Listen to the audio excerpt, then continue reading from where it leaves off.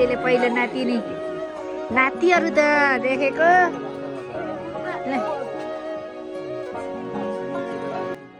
Hello नमस्ते सेवारो welcome back to my new video it's me Bima Sodhemba आयो तपाईँहरू सन्चै हुनुहुन्छ होला मलाई भने चाहिँ एकदमै घाँटी दुखिरहेको छ लगभग 1 महिनाको छुट्टीको बादमा पढाउन थालेको है एक्कासी पढाउन थाल्दा त फर्स्ट पिरियडदेखि 8 पिरियडसम्म पढाउँदा त आमामा पुरा यो मेरो घोक्रोइ दुखेको क्या लास्टै दुखिरहेको छ कस्तो एक किसिमको चाहिँ डर लाग्ने क्या टिचर जस्तो मान्छे पछाडि गएर क्यान्सरै हुने हो कि भन्ने जस्तो पनि डर लाग्छ है त्यही हो कुरा। अनि आजको खास कुरा चाहिँ के हो भनेर भन्दाखेरि चाहिँ म चाहिँ आज चाहिँ मैले घरबाट नै ब्लग सुरु गरिरहेको छु है। अब ठेकदारको घर हो नि त अनि ठेकदारको घर त आफ्नो त यस्तोहरू हुन्छ नि त घरमा हरिबिजोग छ है। अनि वैशाख महिना रे पानी परेकै छ यस्तो छ। अनि खासमा आज मैले ब्लग सुरु गर्नुको कारण चाहिँ क्या चेलीबेटी खाल मध्येमा दोस्रो पुस्ताको आज चाहिँ हाम्रो घरमा नयाँ पाहुना आउँदै हुन्छ। हेरौँ एकछिनमा ऊ पाहुना चाहिँ को हो म तपाईँहरूलाई देखाउने नै छु।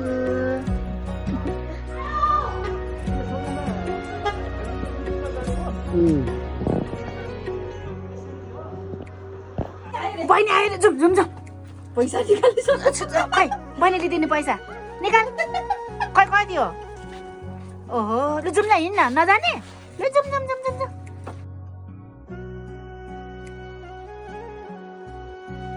आज चाहिँ हाम्रो घरमा नयाँ पाहुना आउँदै हुनुहुन्छ। अब पाहुना थाप्ने हो घोडा मात्रै राख्छ बजाउने भनेको त्यो किला होइन सुँगुरको अरू फेरि चल्दैन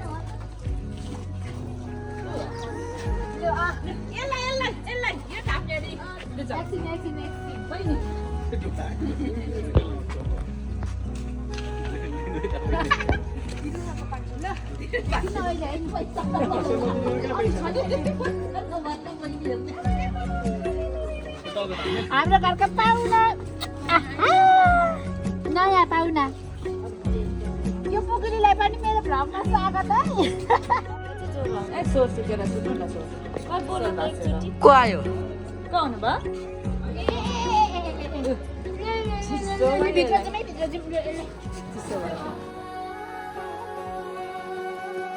साइनो के जोड्यौ तिमीले भुले मैले आफ्नै दुनिया सारा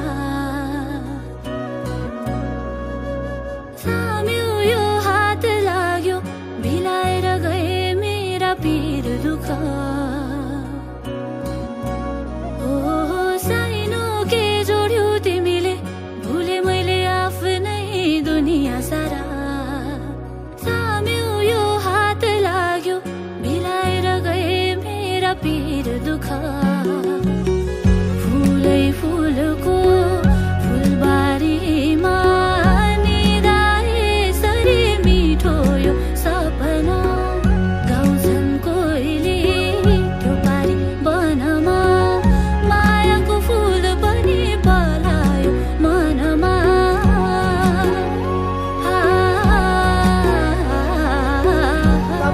पैसा दियो अनि के भन्छ युट्युब एनीको खोइ भन्नुहुन्छ ल गाइस। मैले चाहिँ अस्ति दिइसकेको मलाई त अस्ति नै अनुहार हेरिसकेको नि त अरूको मात्रै भान्की छ मेरो त पुरानो अस्ति सुरुमा जन्मिने बित्तिकै ल्याउने नि भयो क्या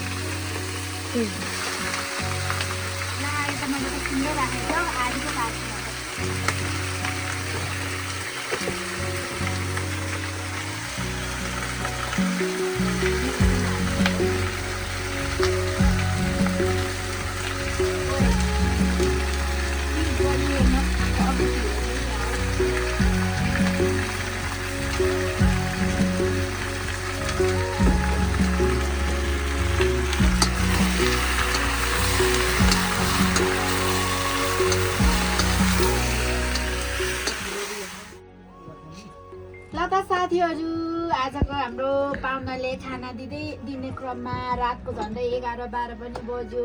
म त ठाउँको ठाउँ निदाउन पनि आँटेँ। तपाईँहरूलाई खाना दिएको खाना खाएको भ्लग देखाउन पाइनँ।